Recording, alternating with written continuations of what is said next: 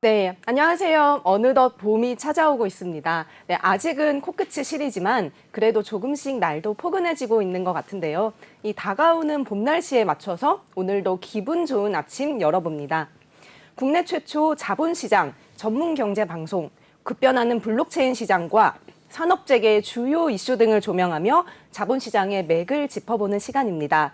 시청자 여러분께 유익한 자본시장의 경제 이야기를 들려드립니다. 풍문레이더 그럼 시작합니다. 네, 우리 박주현 아나운서와 오늘 공동 진행을 맡게 될 이승익 기자입니다. 앞으로 자본시장의 생생한 소식, 발빠른 사건, 사고 뉴스들을 여러분 안방까지 신속하게 전달해 드리도록 하겠습니다. 자, 오늘 첫 코너죠. 재계산업부의 스튜디오 한훈식 기자 자리 나오셨습니다. 안녕하세요. 네, 안녕하십니까. 예. 예, 우리 타방송국에서 한번 호흡을 맞춰본 적이 있죠? 예, 맞습니다. 예, 되게 정말 또 오랜만에 보는데 예. 또 우리가 그 몇 개월 또 안 본 동안 또 그 사이에 재계산업 쪽에 많은 또 사건 사고들이 있었죠. 예, 많았습니다. 네, 먼저 그 세 자매가 똘똘 뭉쳐서 예. 그 오빠를 몰아낸 기업이 있다고 하는데 예. 뭐 LG 유통 식품 서비스 사업 부분에서 분리 독립하면서 예. 설립된 회사 아워홈이라고 하는데 일반 개인 소비자들은 좀 생소하죠, 대기업군에 비해서. 예. 구인의 LG 초대 회장의 셋째 아들인 구재학 씨가 창업주라고도 볼 수 있다고도 하는데 먼저 이 아워홈에서 어떤 회사인지 간략하게 좀 시청자분들께 먼저 알려드리시죠. 그래픽 보면서 설명드리겠습니다. 네, 그래프 한번 볼까요? 예. 네, 말씀하세요. 네, 아니요, 잠깐 그래픽이 안 되신 것 같은데. 예, 박 아나운서 뭐 질문 있으세요? 네, 최근 예. 그래픽, 네. 예, 그래픽 나왔네요. 그래픽 보면서 설명드리겠습니다. 이 아오의 창업주는 구자학 회장입니다. LG 창업주 구인의 회장의 셋째 아들입니다. 2000년에 이렇게 새로 독립을 하게 됐는데 그 당시 LG 회장을 맡게 된 사람이 구본무 회장, 지금 LG 선대 회장이죠. 조카 쪽하고 이렇게 같이 일을 하면서 뭐 삐걱대는 그런 측면도 있었나 봅니다. 네. 그러면서 2000년에 새롭게 독립을 하게 됐습니다. 아우홈이란 이름으로. 이 구작 창업주가 보면 이렇게 LG하고 당시 어떤 삼성하고 어떤 그런 세계의 결혼으로 맺어진 사람입니다. 네. 네. 그 구작 회장의 어떤 부인이 이숙희 여사입니다. 이병철 회장의 둘째 딸입니다. 네. 당시에 1956년에 두 명이 결혼을 했는데 뭐 네. 장안에서는 진짜 뭐 세계의 결혼이라는 그런 화제거리를 낳기도 했습니다. 네. 56년에 결혼하고 나서 사실 그 구작 회장 창업주가 그 재계에서는 보기 드물게 사관학교 출신입니다. 해군 네. 사관학교를 졸업하고 몇 년 동안 이렇게 해군으로 근무하다가 소령으로 예편해가지고 삼성가에서 일을 시작하게 됐습니다. 이병철 회장이 사이니까 경영 수업을 시킨 거죠. 당시에 동양TV, 지금의 KBS2입니다. 그리고 중앙개발, 지금 에버랜드죠. 에버랜드 대표동을 거쳤는데 그 하다가 그 와중에 1969년에 삼성이 전자사업에 진출하게 되었죠. 당시 전자사업은 그 당시 럭키금성, 골드스타 59년에 출발해서 뭐 TV라든지 금성전자죠. 예, 그렇죠. 만들었었는데 갑자기 이렇게 삼성가에서 전자사업을 한다니까 네. 둘의 사이가 확 벌어졌습니다. 네. 그러니까 구인의 창업주하고 이병철 회장 사이가 벌어졌는데 69년인가 70년에 안양골프장에서 골프를 치다가 서로 이렇게 좀 언쟁이 벌어져가지고 완전 결별하게 됐답니다. 골프를 치면서 싸우는 경우가 많고. 예, 맞습니다. 그 당시에도 골프를 치면서 예. 내기 골프를 예. 세게 했나 봐요. 예. 그보다는 이렇게 네.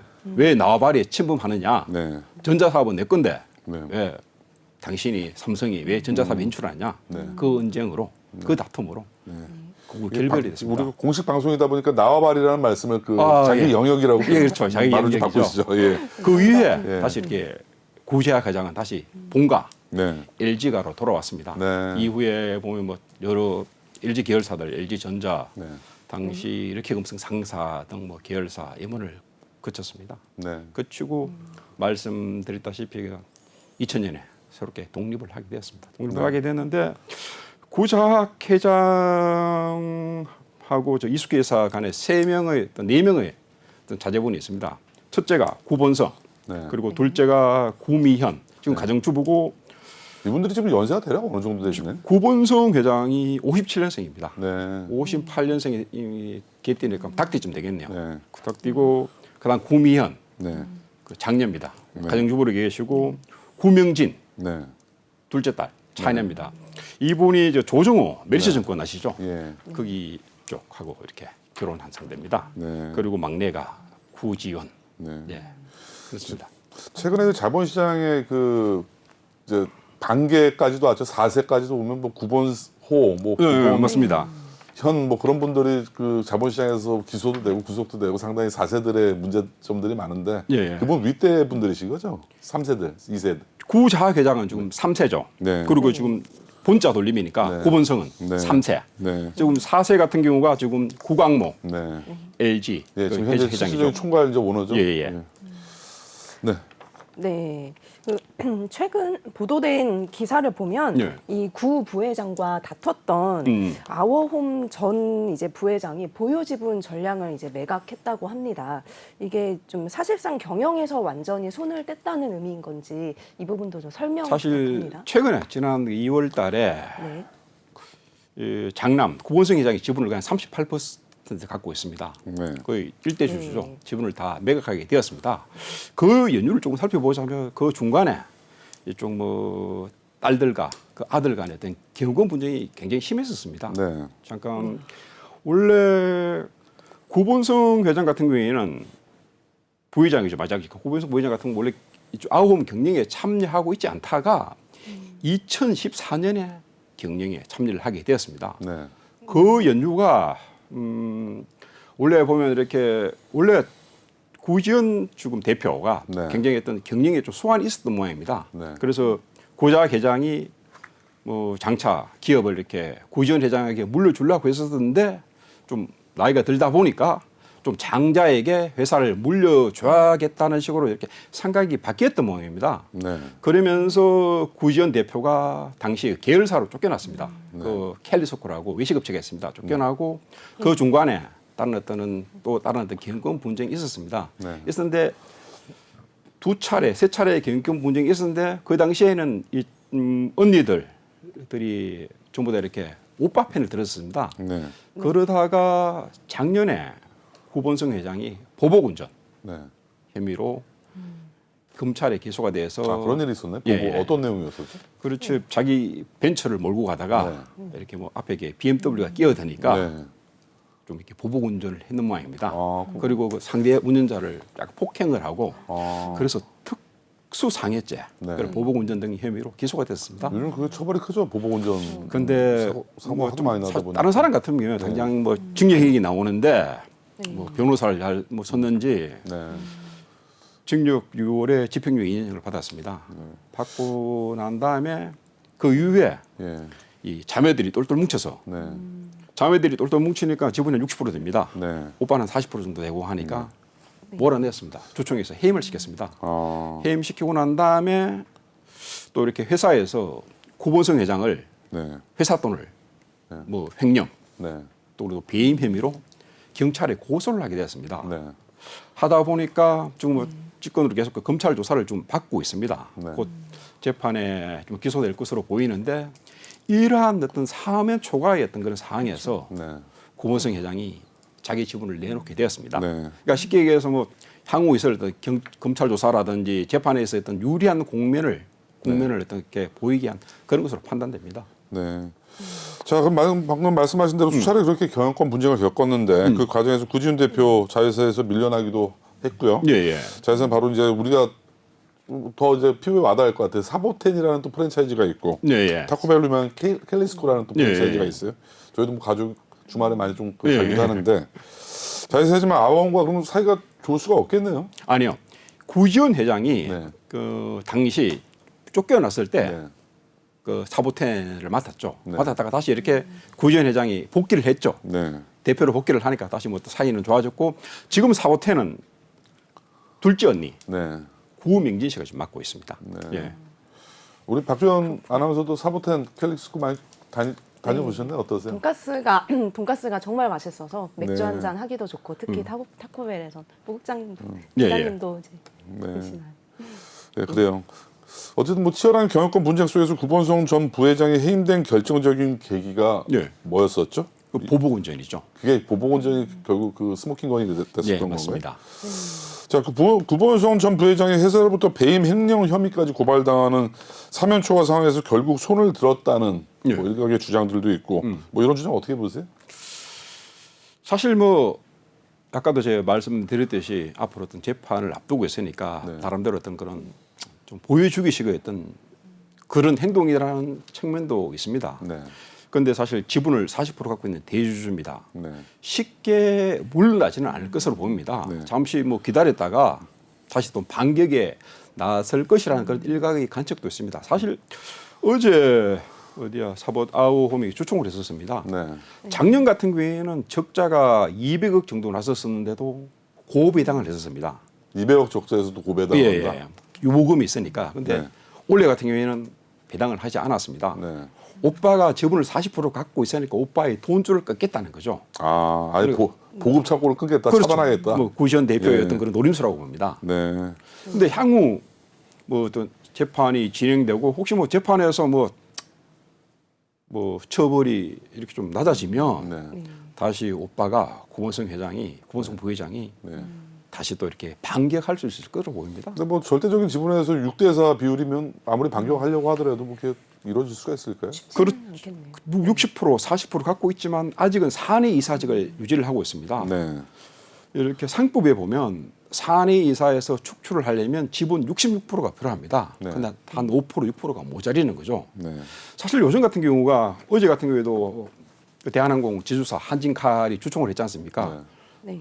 조현태 회장하고 네, 또 뭐 땅콩해양 네, 조인하 부사장이죠. 대한항공 부사장이고 경영권 다툼이죠.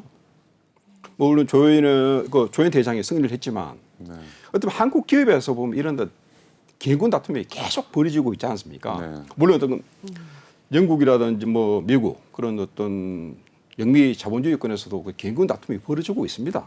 그러나 경영권 다툼 같은 경우 외부 세력과 네. 어떤 적대적 M&A 세력 간의 어떤 그런 경영권 다툼인데 우리나라 같은 경우에는 가족 간의 그런 경영권 다툼이 심해지고 있지 특히 심한 않습니까? 것 같아요. 우리나라는 오히려 남들보다 더 피 터지게 싸우는 가족 간의 경영권 문제. 당장 그 내일이 보면 금호석화 네, 주총이 있는데 그것도 네. 보면 그 조카의 날이라고 하지 않습니까? 네. 박철환 상무하고 저 뭡니까 박철구 저 회장하고 있던 그런 싸움도 있고 이게 한국적인 어떤 기업 풍토에서 왜 이런 가족 간의 어떤 그런 싸움이 벌어지는지 혹시 어떤 앵커님의 어떤 의견 어떠신지? 뭐 남보다 못한 거죠. 뭐 그 혈육이라는 게 어떻게 네. 보면 우리 같이 뭐 없는 사람들이라서도 가족 간의 분쟁이 안 생기는데 오히려 네. 안 생기시죠, 우리. 그렇죠.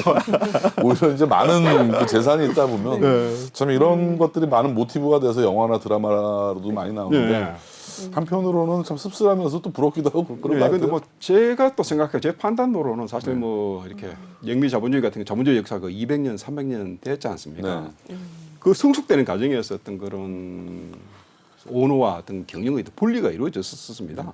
네. 그렇지만 우리 자본주의 같은 경우에는 뭐 본격적으로 물론 그 일제 침략 시기에서도 뭐 어떤 현대식 자본주의 맹약이 있었지만 본격적으로 현대 자본주의가 태동한 게 한국 전쟁 이후입니다. 네.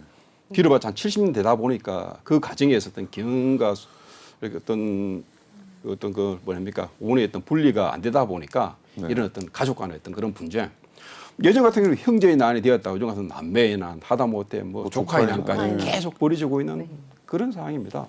네. 어떤 한국 자본주의 상황에서 조금은 이렇게 좀 희정돼야 할 그런 병폐라고 판단됩니다. 네.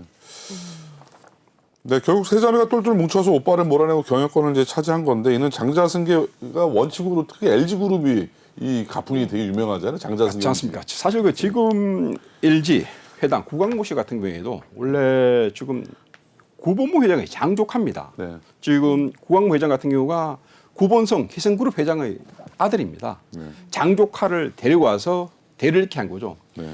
LG그룹의 어떤 유교적인 전통을 따른다는 것을 강조하는 어떤 그런 부분인데 사실 좀 LG가 쪽에서 경영에 참여한 첫 사례입니다. 네. 그러다 보니까 뭐 재계에서는 화제가 되고 있습니다. 또 하나 덧붙여 말씀드리자면 LG가 같은 경우에는 이혼한 사례가 단 한 차례도 없습니다. 남자들 같은 경우에도 네. 유일하게 이혼한 사례가 있는데 여기 구전 대표입니다. 아. 여자 중에서 유일하게 사례입니다. 구전 대표 전 남편이 지상욱 의원입니다.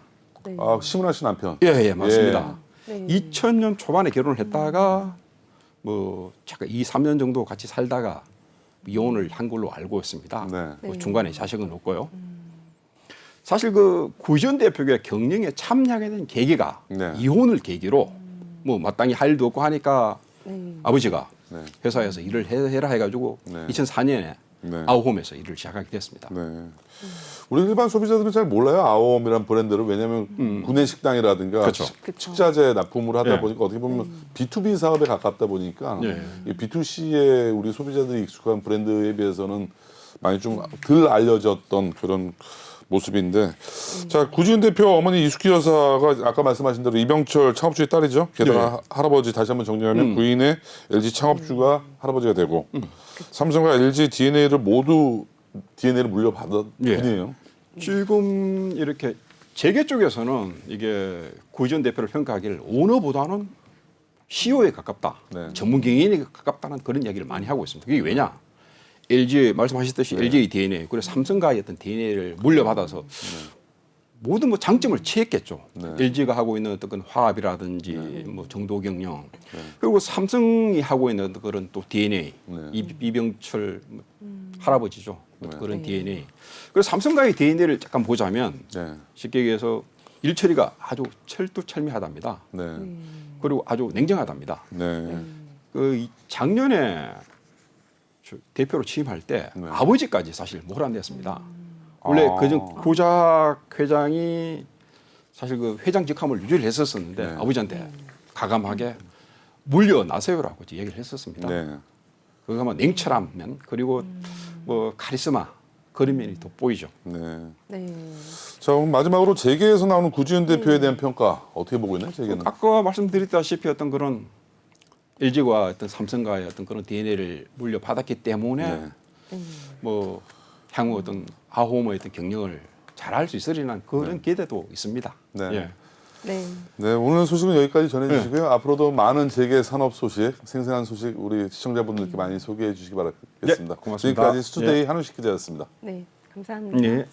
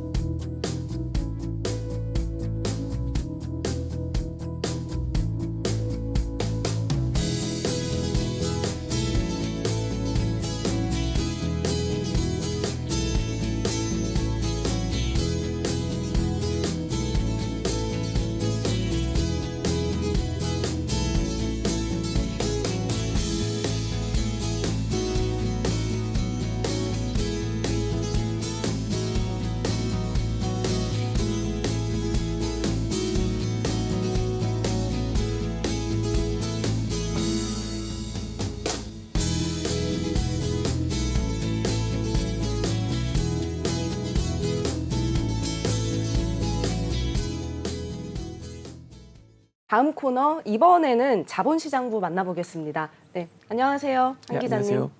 오늘 소개할 자본시장부 소식은 엔지캠 생명과학이죠. 예, 그렇습니다. 이 회사에 대해서 다뤄볼 예정인데 어떤 회사인지 간략히 설명 좀 네, 그 전에 우리 시청자분들을 위해서 간단하게 좀 소개 좀 예. 부탁드릴게요. 저는 스투데이 자본시장부 담당 기자 한경석이고요. 그리고 이번 풍문레이더 코너를 통해 여러분들께 인사를 드리게 돼서 매우 반갑습니다. 네, 우리 자본시장부는 앞으로 주식시장 상장 기업들 소식 전해주시죠. 예, 그렇습니다. 앞으로 상당히 많은 또 우리 그 주식 방송을 즐겨 찾는 시청자분들이 관심이 많을 텐데 예, 아주 좋은 질 좋은 정보, 돈 되는 정보 많이 좀 부탁 좀 드리겠습니다. 네, 힘쓰겠습니다. 네. 네. 자, 엔지캠 생명과학이라는 회사에 대해서 오늘 뭐 준비를 하셨다고 하는데 간단하게 어떤 회사죠? 네, 엔지캠 생명과학은 1999년에 이제 설립된 회사로서 2013년에 이제 코넥스에 상장되기 시작했고요. 2018년에 기술 성장 기업으로 이제 선정이 되면서 코스닥 시장 상장 규정에 따라서 이전 상장을 할 수가 있었습니다. 그래서 이 회사는 이제 원료 의약품과 이제 글로벌 신약 개발 부문 두 부분으로 이제 나눠서 사업을 영위하고 있는데요. 특히 글로벌 신약 개발 부문에서는 이제 EC18이라는 그런 치료 물질을 통해서 미국과 한국에서 임상을 진행하고 구강점막염 치료제에 대한 기대감이 큰 상황입니다. 그리고 원료 의약품에 있어서도 그런 합성 기술을 통해서 화학 반응에 의한 그런 의약품들을 생산하고 있는 상황입니다. 오늘 그 한경석 기자께서 단독 보도를 준비했다고 하시는데 예, NC캠 생명과학이 최근에 1,685억 원의 대규모 유상증자 자금 조달했죠. 그렇죠. 근데 그 전에 그 미국 FDA에서 거절 통보를 받았는데 예. 은폐를 했다고요? 예, 일단은 그 혁신 신약 지정이라는 것이 이제 한번 좀 거절 통보를 받으면은 이제 다시 어떻게 보면 재심사한다고 해서 이거를 다시 지정받을 수 있는 그런 사안이 아닙니다. 그래서 이 회사는 11월 달에 정확하게 11월 한 9일쯤에 이제 이 혁신 신약 지정을 위해서 그 EC18에 대한 그런 혁신 신약 지정을 위해서 FDA에 이제 신청을 한 상태였습니다. 그리고 이제 FDA 규정상 이걸 60일 이내에 통보하기로 되어 있는데 그 결과 이제 그 디나이라고 해서 그 거절 통보를 받게 됩니다. 그래서 1월 초에 이미 통보가 된 것으로 알고 있고요. FDA 공식 홈페이지에도 이 같은 상황이 나와 있습니다. 네. 네. 이 주가에 어찌 보면 좀 민감하게 작용할 수 있는 FDA 관련 내용을 경영진이 이제 의도적으로 좀 숨겼다는데 이게 이 내용에 대해서 구체적인 내용은 좀 어떤 건지 설명 좀 부탁드립니다. 네. 그 앞서 말씀드렸듯이 11월 달에 이제 구강점막염 치료제 EC18에 대해서 이제 FDA에서 그 혁신 신약 지정을 받기 위해서 회사에서 신청을 했고요. 1월 초에 이제 통보를 받은 상황이었는데요. 회사는 그 전부터 이제 유상증자를 진행하기 위해서 되게 힘썼던 상황이고 1,685억 원이라는 그 대규모의 이제 주주 배정의 유상증자를 진행을 합니다. 근데 이 과정에 있어서 회사는 이 내용을 알고도 그 혁신 신약 지정이 좀 무산됨을 알고도 계속 진행을 했고 심지어 이제 홍보 보도 자료를 통해서도 이런 기대감을 주주들한테 심어주는 그런 내용들을 전달을 했습니다. 그래서 어떻게 보면은 이미 그 안 되는 그런 내용 그 가능성이 제로인 사안을 두고 될 것처럼 기대감을 주주들한테 안기고 1,685억 원을 그 주주들로부터 자금을 조달한 상황인 거죠. 우리 한 기자께서 취재한 내용대로만 말씀을 제가 들으면 네. 이게 자칫 잘못하면 유가증권 신고서를 누락시킨 주요 내용을 누락시킨 거거든요. 이게 향후에 뭐 법적으로는 사기적 부정거래까지도 이어질 수가 있을 상당히 그 위험한 행위들을 했다는 얘기인데 뭐 이런 부분 주주를 상당히 크게 기만하는 행위라고 봐야 되나요? 예, 이게 뭐 필수적인 공시사항이 아니라고 해서 일단 공시를 하지는 않은 것으로 보이고요. 네. 그리고 주주들 그러니까 이런 공시사항이 아니더라도 공지사항이라도 이렇게 1월 달에 결과가 나온 사안이라면 1월 내에는 주주들한테 알려야 하지 않나 이런 생각이 있습니다. 하지만 2월까지도 이거를 주주 배정 유상증자를 위해서 묵인하고 그리고 주주들이 모르는 상태에서 주주 배정 유상증자를 하고 1,685억 원을 조달을 했고 그 조달한 자금 가운데 이제 실권주들이 워낙 많이 발생을 했습니다. 이거는 이제 경영진에 대한 어떻게 보면 불신을 방증하는 그런 내용이라고 볼 수가 있는데요. 그런 낮은 되게 저조한 청약률로 인해서 많은 실권주를 KB증권이 이제 가져간 상황이었고요. 그 실권주의 규모는 1,200억 원이 이상이 됩니다. 제가 여기서 이제 시청자 입장에서 하나 더 이제 궁금한 게 이 FDA의 혁신 신약 지정에 대한 통보는 어떤 그 특정 기간이 좀 정해진 건지. 네, 그 FDA 공식 홈페이지에서 찾아보실 수 있고요. 그리고 그 내용을 제 기사를 통해서도 좀 확인하실 수가 있는데요. 그 홈페이지에 보면은 60일 이내에 그 FDA는 어떠한 그런 혁신 신약 지정에 대한 통보도 60일 이내에 그 회사에 통보를 해주도록 되어 있고요. 그리고 제가 아는 소식통에 따르면 FDA는 이것을 정상적으로 회사에 통보를 했고 DENY 거절이라는 그런 통보를 내렸습니다. 하지만 회사는 그것을 알리지 않은 것이죠. 그 회사의 유상증자 계획을 보면 유가증권 신고서를 제가 좀 보니까 코로나 백신을 위한 내용들이 상당히 많은 부분을 차지하고 있었는데 어떤 내용이죠? 네, 그 인도 제약사로부터 작년부터 이제 라이선스인을 하기 위해서 플라스미드 방식의 DNA 백신 자이코브디를 이제 라이선스인을 합니다. 그래서 회사는 이것을 통해서 코로나 백신을 생산을 하고 시설을 구축하겠다는 그런 계획을 세우고 있고요. 실제로 그런 유상증자 계획에 있어서도 이런 시설을 구축하기 위한 계획들이 많이 담겨져 있습니다. 네. 그렇다면 이 경영진의 도덕적 해이, 모럴 해저드라고 할 수가 있는데 뭐 이 부분에 대해서 좀 더 부연 설명 좀 해주시죠. 네, 주주와 경영자 간의 이제 도덕적 해이는 정보의 비대칭성에서 이제 비롯된다고 볼 수가 있는데요. 이 사안이 정말 그 정보의 비대칭성이 제대로 어떻게 보면 드러난 사례라고 볼 수가 있습니다. 주주들은 모르는 상태에서 대규모 회사가 자금을 조달하는 유상증자에 청약할 수밖에 없었고, 경영진들은 이런 FDA 관련 악재를 알고도 묵인하면서 자금 조달에 나서는 것이죠. 이것이야말로 정보의 비대칭성을 그렇게 네. 대놓고 드러내는 그런 경영진의 도덕적 해이가 아닌가 싶습니다. 네. 그 제가 또 하나 또 궁금한 게 이제 예. 생겼는데 이 주주들 말이죠. 이 예. 주주들이 회사에 대한 신뢰도는 과연 어떨지 궁금합니다. 사실 최근에 제가 취재를 하면서 이렇게 주주들의 좀 반응도 어떨까 하고서 많이 찾아봤는데요.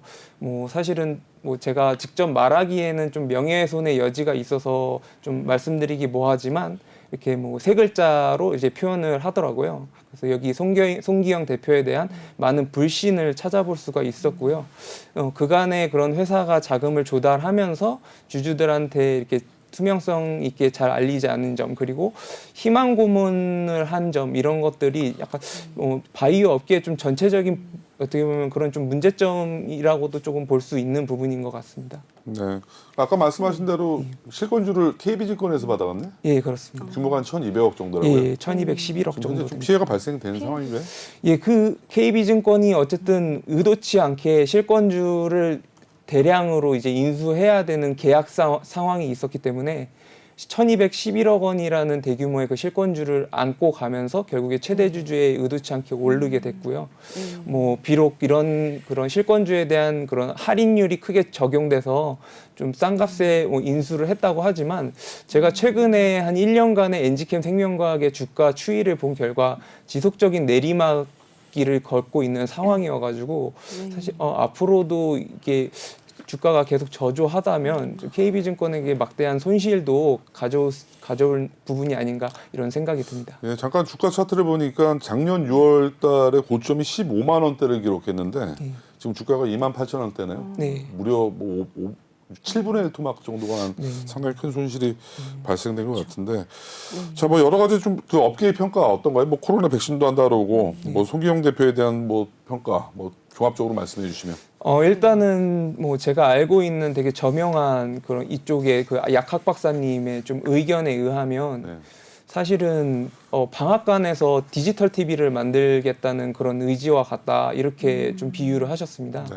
어떻게 보면은 화학 합성을 통해서 원료의약품에 주력하던 업체가 갑자기 인도제약사로부터 이렇게 코로나 백신을 들여와서 생산한다는 자체가 되게 어렵고, 사실 그 백신 생산 자체도 어렵지만 그 생산 노하우도 되게 중요하다고 합니다.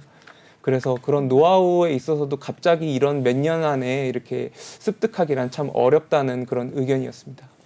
네, 오늘도 생생한 그 엔지캠 생명과학의 그 FDA 거절 통보 은폐 네. 의혹 아주 말씀 잘 들었고요. 내일도 우리 생생한 자본시장 주식시장에 소식 전해주시기 바라겠습니다. 수고하셨습니다. 네, 수고하셨습니다.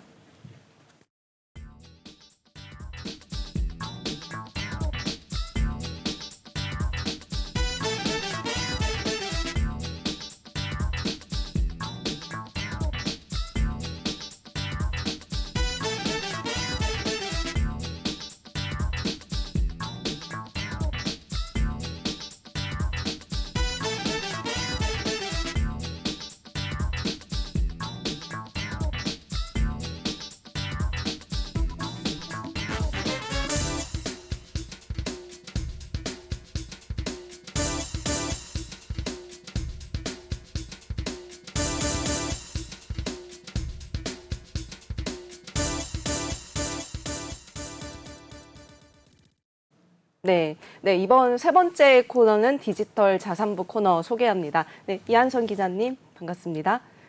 네, 간단히 우리 코너 스데이 이한선 기자, 앞으로 디지털 자산, 뭐 쉽게 말씀하시면 가상화폐 좋은 소식들, 빠른 소식들 전해주실 텐데 간단하게 인사 부탁드리겠습니다. 네, 안녕하세요. 디지털 자산부 이한선 기자라고 합니다. 반갑습니다. 네, 반갑습니다. 네, 이게 최근에 예전에 어린이들 사이에서 유행했던 포켓몬빵이 이제 막 지금 이제 다시 한번 인기를 끌고 있다고 하는데 이 어른들의 대단한 열정, 이 열정을 다시 한번 또 이제 느껴볼 수 있는 곳이 있는데 바로 자본시장이죠. 요즘 이 디지털 자산 시장도 연일 또 이슈잖아요. 네, 오늘 이제 코너가 이 디지털 자산부에서 준비하신 코너 부탁드립니다. 소개. 네, 일단 그 싸이월드 관련해서 그 암호화폐 그 소식을 준비하셨다고 하는데 네.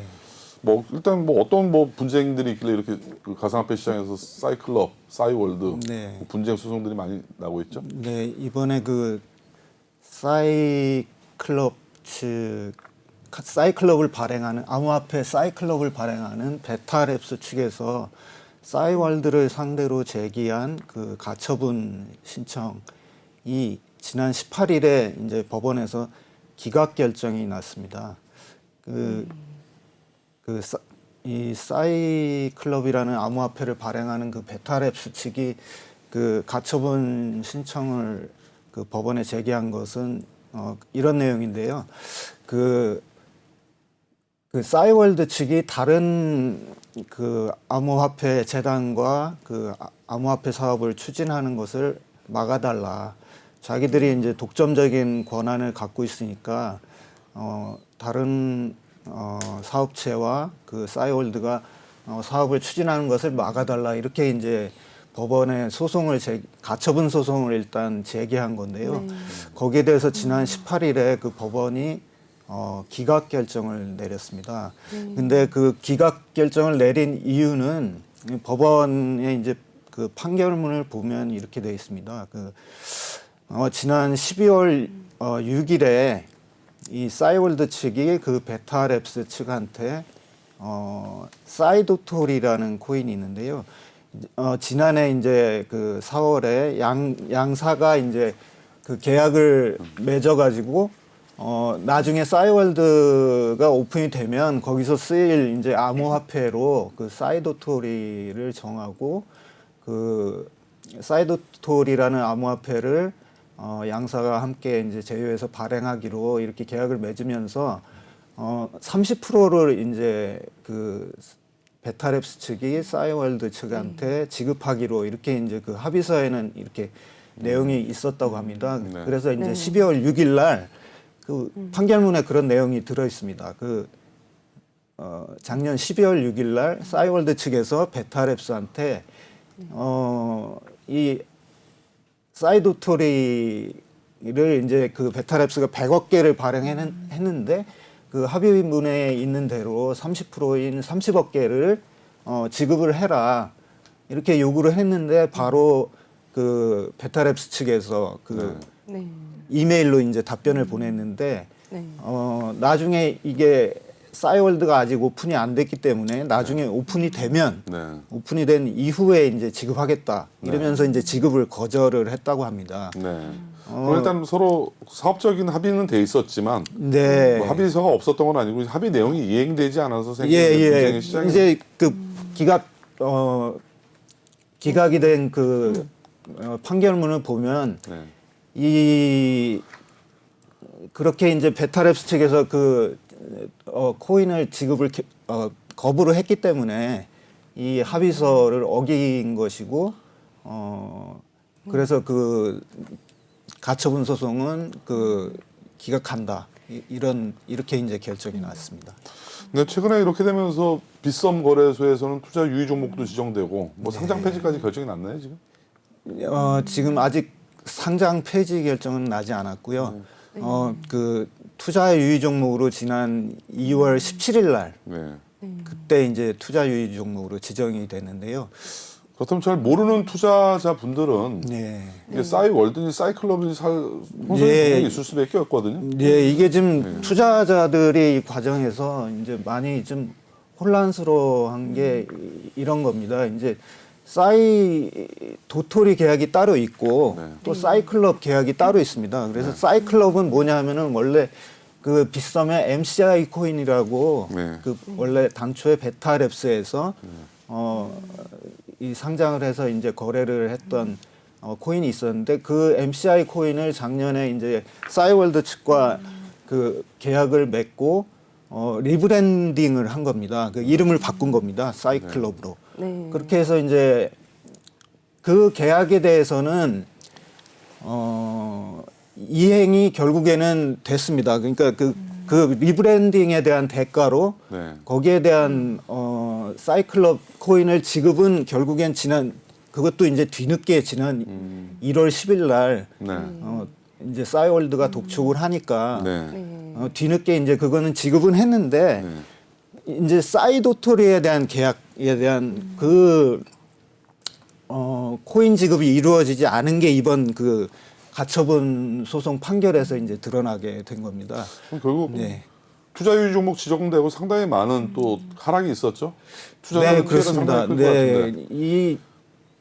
이 투자자들이 그 혼란스러운 과정에서 이 작년에는 이제 투자자들이 이 사이클럽에 이제 투자를 한 것은 투자자들이 여기 이 사이클럽을 산 것은 이게 이제 나중에 싸이월드가 오픈하게 되면 거기서 쓰일 코인이다, 네. 암호화폐다라고 생각을 하고 이제 유망하다고 생각을 하고 이제 투자를 하면서 작년 11월 달에 이제 최고 고점을 보면 거의 400원까지 네. 이제 올라갔었던 적이 있는데요.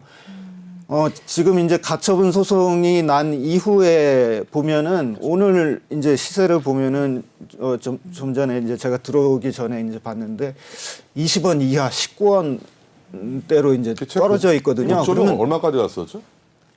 그러니까 거의 400원 가까이인데 네. 300 거의 뭐 원 20분의 넘게. 20분의 예, 20분의 1이 넘게 이제 많이 떨어지게 된 겁니다. 그래서 어떤 분이 이제 이 사이클럽 그 공식 커뮤니티가 있는데 거기에 보면은 8억 원을 투자했는데 네. 지금 남은 게 1억 원이다. 네. 이러면서 그렇게 이제 한탄을 하는 분도 계시고 또 한 분은 거의 자포자기 심정으로 그냥 네. 사기당한 걸로 생각한다. 이런 분도 계시고.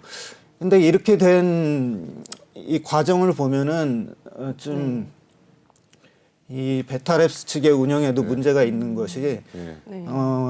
이 과정이 어느 정도 이제 분쟁이 이제 불거진 게 작년 12월 10일 날 네. 네. 그 베타랩스의 원래 김호광 대표가 그 싸이월드 제트의 각자 대표였거든요. 네. 싸이월드 사업을 추진하는.